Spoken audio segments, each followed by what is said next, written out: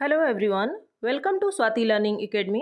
Friends, आज हम लोग देखने वाले हैं सीडीपी यानी बाल विकास के कुछ प्रश्नों को जो कि 20 जनवरी 2023 को पेपर 1 में पूछे गए थे। तो चलिए शुरू करते हैं आज की क्लास को।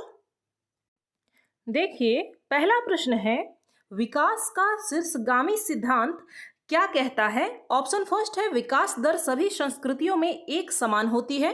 सेकंड है, विकास अनिरंतर होता है। थर्ड है, विकास सिर से पैर की तरफ बढ़ता है। फोर्थ है, विकास केंद्र से बाह्य तरफ बढ़ता है, यानी केंद्र से बाहर की तरफ बढ़ता है। यहाँ पर हमसे पूछा गया है शीर्षगामी सिद्धांत। तो शीर्षगामी सिद्धांत में क्या होता है कि विकास जो है वो सिर से पैर की तरफ बढ़ता है, इसलिए ऑप्शन थर्ड इसका सही आंसर होगा। दूसरा प्रश्न है, निम्न में से कौन सा स्थूल गति कौशल का उदाहरण है? ऑप्शन फर्स्ट है, फुटबॉल को धकेलना। सेकंड है, सुई में धागा पिरोना। थर्ड है, लिखने के लिए पेंसिल पकड़ना। और फोर्थ है, धागे में मोती पिरोना। देखिए, यहाँ पर हमसे पूछा जा रहा है स्थूल गति कौशल, ऐसा कौशल जिसमें ज्यादा मांसपेशियों का यानी बड़ी मांसपेशियों का यूज हो, उसे ही हम लोग स्थूल गति कौशल कहते हैं। तो देखिए, सुई में धागा पिरोना, लिखने के लिए छोटी मसल्स यानी छोटी मांसपेशियों का इस्तेमाल होता है, इसलिए ऑप्शन फर्स्ट इसका सही आंसर होगा। फुटबॉल को धकेलने में क्या होता है कि हाथ की जो बड़ी मांसपेशियां हैं या फिर पैर की जो बड़ी मांसपेशियां हैं उनका उपयोग होता है और उसे ही हम लोग स्थूल गति कौशल के नाम से जानते हैं। अगला प्रश्न है, अभिकथन ए, विद्यालय बच्चे के सामाजिकरण में एक महत्वपूर्ण भूमिका निभाता है। कारण है, धार्मिक संस्थाएं सामाजिकरण की प्राथमिक कारक हैं। सही विकल्प चुने, इनमें से कौन सा कथन सही है इसका चयन आप लोगों को करना है। देखिए, हम लोग जानते हैं कि विद्यालय में भी बच्चे का सामाजिकरण होता है, सामाजिक विकास होता है, तो यह एक महत्वपूर्ण भूमिका निभाता है, हम लोग कह सकते हैं।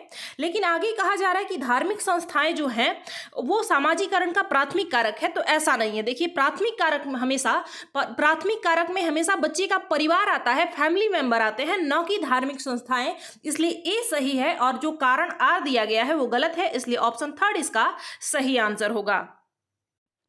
अगला प्रश्न है, जीन पियाजे के संज्ञानात्मक सिद्धांत के अनुसार किस चरण पर बच्चे जटिल समस्याओं के समाधान में तर्क का इस्तेमाल करने में सक्षम हो जाते हैं? ऑप्शन फर्स्ट है, संवेदी गामक। सेकंड है, पूर्व संक्रियात्मक। थर्ड है, मूर्त संक्रियात्मक। और फोर्थ है, औपचारिक संक्रियात्मक। देखिए, वैसे तो लॉजिक की शुरुआत जो है यानी तर्क जहां से शुरू हो जाता है वो मूर्त संक्रियात्मक अवस्था ही है, लेकिन बच्चा ज्यादा जटिल समस्या को सुलझा नहीं पाता है मूर्त संक्रियात्मक अवस्था में। और जबकि बात की जा रही है यहाँ पर जटिल समस्या के समाधान के लिए तर्क का यानी लॉजिक का, रीजनिंग का इस्तेमाल करने की, इसलिए ऑप्शन फोर्थ इसका सही आंसर होगा, औपचारिक संक्रियात्मक अवस्था।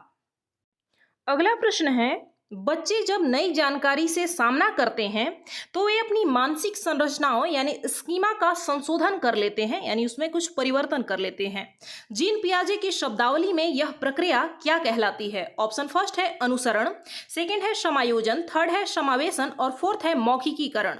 अब यह जो चरण है, यह जो पूरा प्रोसेस है, प्रक्रिया है, वो जीन पियाजे के अनुसार उन्होंने इसकी शब्दावली, इसके बारे में क्या कहा है, इसे क्या कहा जाता है, यह आपसे पूछा जा रहा है। तो देखिए, जहां कहीं भी पुराने स्कीमा में मॉडिफाई करने, परिवर्तन करने, संशोधन करने की बात कही जाए वो हमारा समायोजन होता है, इसलिए ऑप्शन सेकंड इसका सही आंसर होगा।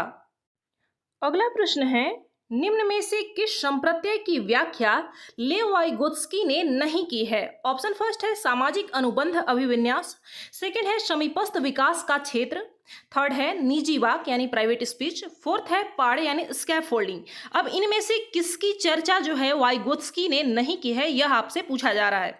तो देखिए, इसका जो सही आंसर होगा वो है हमारा ऑप्शन फर्स्ट, सामाजिक अनुबंध अभिविन्यास जो है वो कोहलबर्ग के नैतिक विकास से संबंधित है, न कि लेव वाइगोत्स्की के सिद्धांत से, इसलिए ऑप्शन फर्स्ट इसका सही आंसर होगा। अगला प्रश्न है, लेव वाइगोत्स्की के अनुसार डैश हमारी संज्ञानात्मक संरचनाओं और चिंतन प्रक्रिया के निर्माण में महत्वपूर्ण भूमिका निभाते हैं। ऑप्शन फर्स्ट है, स्कीमा। सेकंड है, सामाजिक संपर्कता। थर्ड है, आनुवांशिक प्रवृत्तियां। और फोर्थ है, अनैच्छिक यानी सहज क्रियाएं। तो इनमें से क्या हो सकता है? देखिए, हम लोग जानते हैं कि लेव वाइगोत्स्की ने सामाजिक सांस्कृतिक सिद्धांत दिया था जिसमें समाज की और संस्कृति की महत्वपूर्ण भूमिका थी, इसलिए ऑप्शन सेकंड इसका सही आंसर होगा, सामाजिक संपर्कता यानी जो सोशल इंटरेक्शन के द्वारा जो हमारा संज्ञानात्मक विकास होता है और उसमें उसका महत्वपूर्ण भूमिका होता है।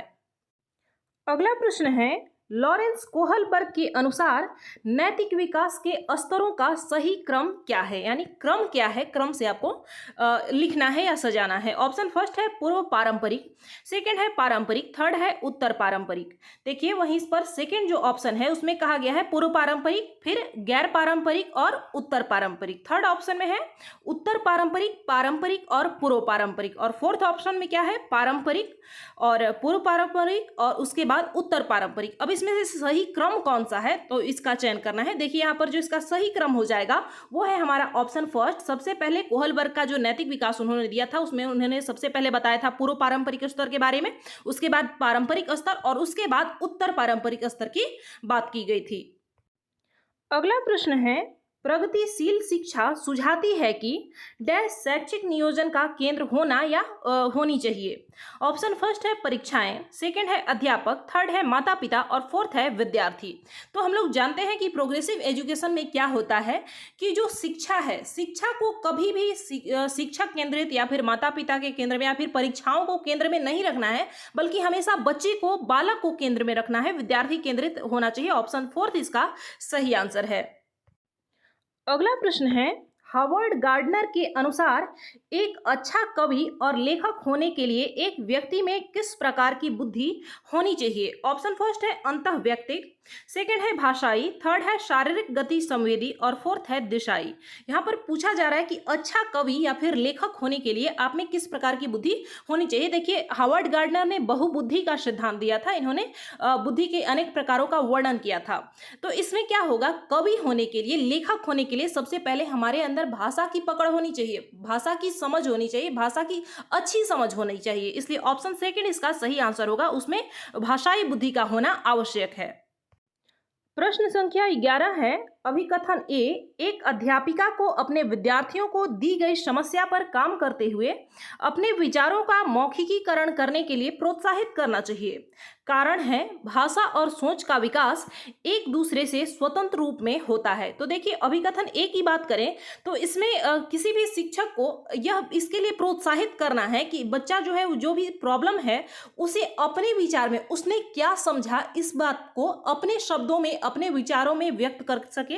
तो अभिकथन ए तो सही है, लेकिन भाषा और जो सोच है, हमारी जो थिंकिंग है, यह कभी भी एक दूसरे से इसे हम पृथक नहीं कर सकते, बल्कि यह एक दूसरे से जुड़े हुए हैं, एक दूसरे पर निर्भर हैं। इसलिए कारण आर गलत होगा और अभिकथन ए सही होगा, जो कि ऑप्शन नंबर थर्ड में दिया गया है। इसलिए ऑप्शन थर्ड इसका सही आंसर होगा।